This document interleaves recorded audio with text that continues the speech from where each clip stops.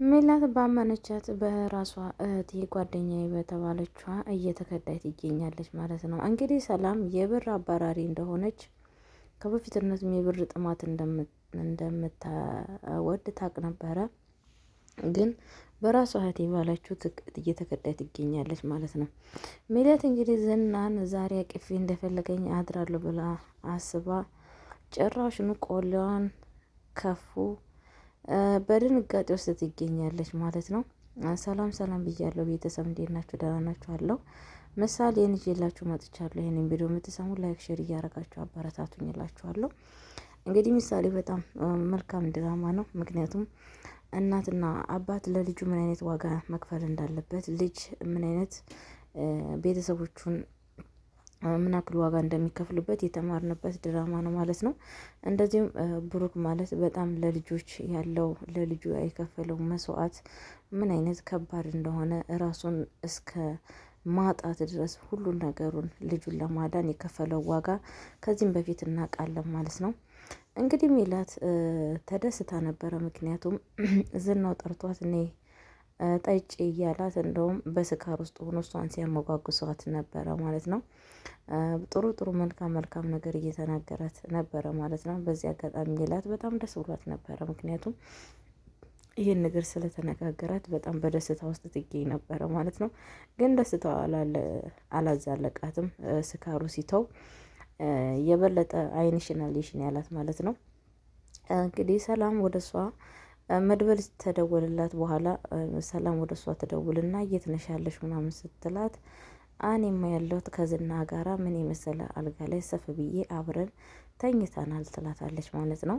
ሰላም ምን አለቻት? እንግዲህ ሂጂና እስቲ የዝናን ስልክን ፈትሽ ምን እንዳለው እሆቂ ምናምን ትላታለች ማለት ነው። ሜላትም እንግዲህ ሰላም ምትላትን ነገር ሰምታ ምንድን ያደረገችው ስልኩን ቀስ ብላ ኪስ ውስጥ አውጥታ ለመክፈት እየታጣሪያት ይገኛለች ማለት ነው። እንግዲህ ዝና ተኝቶ ራሱ ይሰማል ማለት ነው። ዘኝቶ ራሱ ቦክስ ይራገጣል ማለት ነው።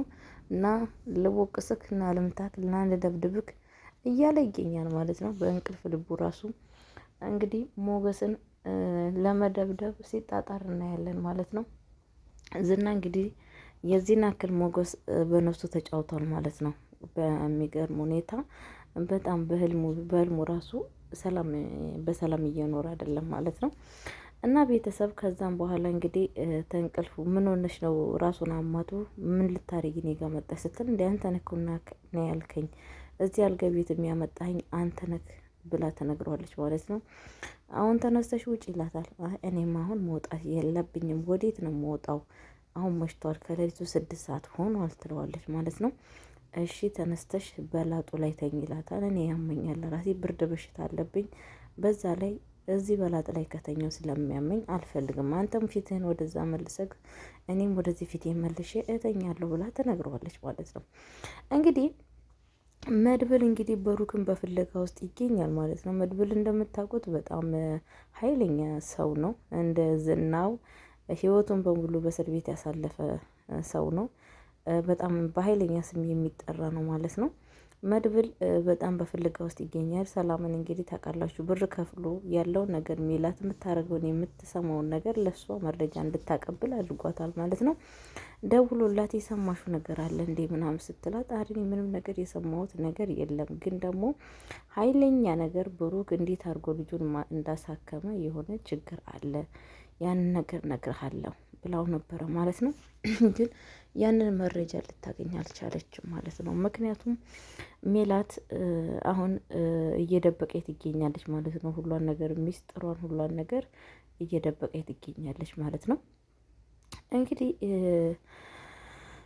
ቅድስትዬ ደግሞ በሀሳብ ውስጥ ትገኛለች። ቅድስት እንግዲህ የጋሼ ፎንቃም አለባት። በዛ ላይ ደግሞ በጣም መልካም ሰው ስለሆነችም በጣም እያሰበችለት ትገኛለች ማለት ነው። ለብሩክ ምን ሆኖ ነው እንዴት የዚህን ያክል ሰዓትና ጊዜ ቆይ እያለች በጣም እየተጨነቀች ትገኛለች ማለት ነው። እንግዲህ ምሳሌ ደግሞ መቼ ነው አባዬ የሚመጣው እያለች እያስጨነቀቻት ትገኛለች ማለት ነው። ምሳሌ እንግዲህ ከአጎቷ ጋራ ፈታ እያለች ትገኛለች ማለት ነው። ምሳሌ አባቷን በጣም እንደናፈቃት ነው እየተናገረች ያለችው ማለት ነው። ሞገስ ደግሞ እንግዲህ ከሚወዳት ከፍቅረኛው ጋራችን አጋጣሚ ፈታ እያለ ይገኛል ማለት ነው። ሆቴል ቤት እንግዲህ ኬክውን ሆቴል ቤት እየሄዱ ምግብ እየተመገቡ እንደፈለጋቸው ፈታ እያሉ ይገኛል ማለት ነው።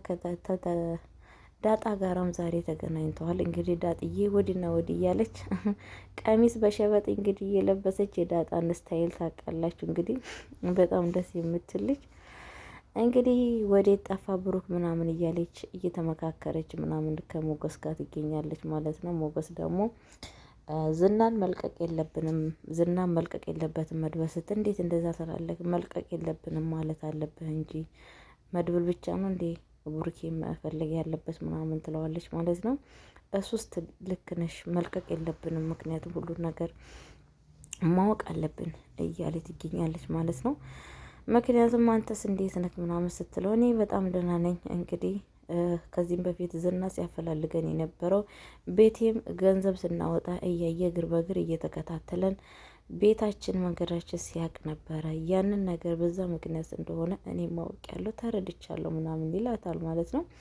እንግዲህ ሞገስ ከሚወዳት ከመቀረኛው ጋር ፈታ እያለ ምግብ ቤት ሄደው ሲበሉ ነበረ። ሞገስ ደግሞ እንግዲህ ሉላ ምንድን ያለችው እንዴት ነው ደፋሩን ዛሬ ምግብ ውጭ ጋበዝከኝ ስትለው አይ አሁንማ መፍትሄው እኮ ተገኝቷል። መድብልም በጣም የሚፈራ ሰው ነው። በጣም ከባድ ሰው ነው። ሁለተኛ ነገር ደግሞ ምክንያቱም ከዚህም በፊት ዝናኛ ሲከታተል የነበረው ቤቴም ገንዘብ ስናወጣ ነገሮችን ሁላ እያየ ነበረ ሲከታተል ነው የነበረው። አሁን ግን እንደዛ ማድረግ አይችልም እያለ ለሉላ ይነግራታል ማለት ነው። ሉላ እንግዲህ ምን አለ ዝና ምን አይነት ጨካኝ ነው ይሄንን የመሰለ ውበት በሩ ዘግቶበት እየተቀመጠው ምናምን እያለ እሷን ሲፎግራት ነበረ። እሷ ደግሞ አንተስ ምን አደረግ ስትለው እኔማ ፈርቼ ነው እንጂ ከዚህ በላይ አውጥቼ ፈታ አረግሽ ነበረ ይላታል ማለት ነው። እንግዲህ ሉላና ሞገስ ቤታቸው ውስጥ አንድ ክላስ ውስጥም ቢሆኑም ፈታ እያሉ ይገኛሉ ማለት ነው። ካርታ አብሮ እየተጫወቱ ላይባቸውን አብሯቸው እያሳለፉ ያው ግን እስካሁን ምንም ነገር ግንኙነት ምንም ነገር አልፈጠረም። ስለሚወዳት ስለሚያከብራት በራሷ ፍላጎት እስከሚሆን ድረስ ምንም ነገር እስከ ዛሬ ድረስ አይነካት በፍቅር ጊዜ እየጠበቀ ይገኛል ማለት ነው። ሞገስ በጣም ነው በነገራችን ላይ ደስ የሚሉት እንደዚህ አይነት ረጋ ያለ ፍቅር፣ እምነት ያለበት ፍቅር፣ መጨረሻውም የሚያምር ፍቅር ነው ማለት ነው። እንግዲህ ቅድስት ደግሞ ዛሬ ምግብ ለመስራት ወደ ኩሽና ገብታ ምሳሌ ደግሞ ምግብ መስራትን ማሳየት አሳይ ምናምን ትላታለች። ምግብ እኮ መስራት ብዙ አያቅትም፣ ግን ቅመማ ቅመሞች አስፈላጊ ናቸው ምናምን እያሉ ሲያወሩ ነበረ። አንቺ እኮ ስትናደጂ በጣም ነው ደስ የምትዩ ትላታለች ማለት ነው ቅድስትዬን። ቅድስት ደግሞ ትክክል ነሽ፣ አዎ ግን እንዴት እንደምናድር ማየት አለብሽ ብላ ዱላውን ብድግ አድርጋ ልመታት ስትነሳ በሩን ከፍታ ጥላት ትወጣለች ማለት ነው። እቺ አስኮናኝ እያለቻት ጥላት ሄደች ማለት ነው። እንግዲህ ቅድስትዬ ቃል ገብታላታለች ማለት ነው። ምክንያቱም ለእንትና ቃል ገባችላት ማለት ነው። እኔ ከዛሬ ጀምሮ ያንቺ እናትሽ ነች። እናትሽ እኮ ወለደችሽ እንጂ አላሳደገችሽም፣ ሞታለች። እኔ ግን ያሳደግኩሽ አሁንም እስከምትኖሪ ድረስ እስከ መጨረሻው እስካለው ድረስ እኔ እናትሽ ነኝ ብላ ለምሳሌ ትላታለች ማለት ነው። እንግዲህ የምሳሌ ድራማ በጣም ሰዎችን የሚያስተምር መልካም ድራማ ነው ብዬ ነው የማስበው። ቤተሰቦቻችን ብዙ የተማርንበት ነገ ብዙ ነገር የምናገነዝብበት ድራማ ነው ማለት ነው። ምክንያቱም ብሩክ ለልጁ የከፈለው ዋጋ በጣም ከባድ ነው። አሁንም ብሩክ የት እንዳለ ምንም ነገር የሚታወቀው ነገር የለም። በስተ መጨረሻ ግን መድብል ያወቀው ነገር አለ። ቴክስት ተልኮለት እንግዲህ በድንጋጤ ውስጥ ሆኖ ነው ያቆመው።